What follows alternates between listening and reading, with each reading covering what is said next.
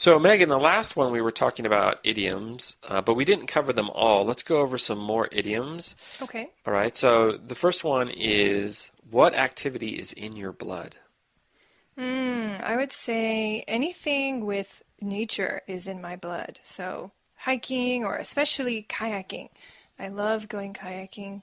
And so it's hard for me to resist if I'm in a place with beautiful nature. I need to go outside. So, what about baking? Isn't baking kind of just natural for you that you would just love to bake? Isn't it in your blood? I do also love to bake. Yeah, I guess hiking and baking are both in my blood together, kind of two different activities. So baking, especially when I can make very creative and decorative desserts to share with people. So I don't like to bake for myself, but sharing with others, it's quite enjoyable for me. Do you have any activities or things that are in your blood? Well, I think one is actually just teaching. I love teaching. I just want to teach all the time. Even if I won the lottery, I'd be a teacher. I just like thinking of lessons, thinking of new ideas for lessons, trying technology with lessons. So even on my free time, I like thinking about it. And another thing is jogging. Even though most people are surprised because I'm a little fat, I'm about 20 pounds overweight, but I run almost every day. I think I've seen you running before. Yeah, I literally run every day. Like if I don't run, I feel terrible. Like it's the most relaxing thing for me. Yeah. I can't go 2 or 3 days. Well, 2 days maybe, but I can't go 3 or 4 days without running. So jogging is really in your blood. Yeah, and I started when I was a kid. You know the movie Forrest Gump where he just starts running? Right. Yes, yes. Yeah, that was me as a kid. I Run, literally would Forrest, just run. yeah, I would just run out of my driveway also in the country and just go running for an hour. Wow. Just to run. I thought it was fun. Well, that's great. Yeah, it's definitely in my blood. Okay, so we'll talk a little bit about feelings. So when you get criticized, do you take it to heart?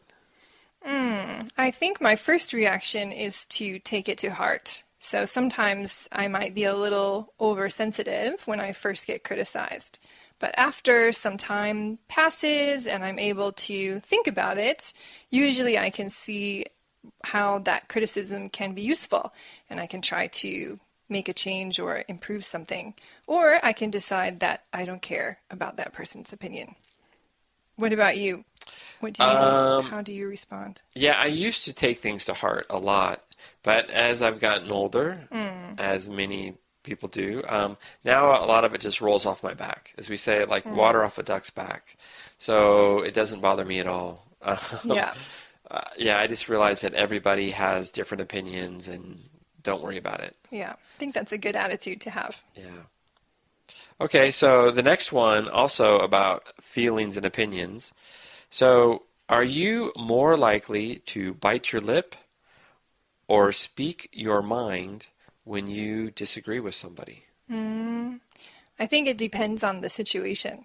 So if I feel like someone else is being treated unfairly or there are some rules that are there for a reason that should be followed, I am more likely to speak my mind.